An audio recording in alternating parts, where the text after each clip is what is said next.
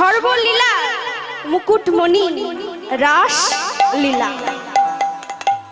তাহলে এই রাস লীলা কেন হয়েছে? কেননা মা গোপীদের বাঞ্ছা পূরণের জন্য ভগবান আমার এই রাস লীলা করেছে। একদিন যোগমায়া মা বৃন্দাবনের গোপীদের কাছে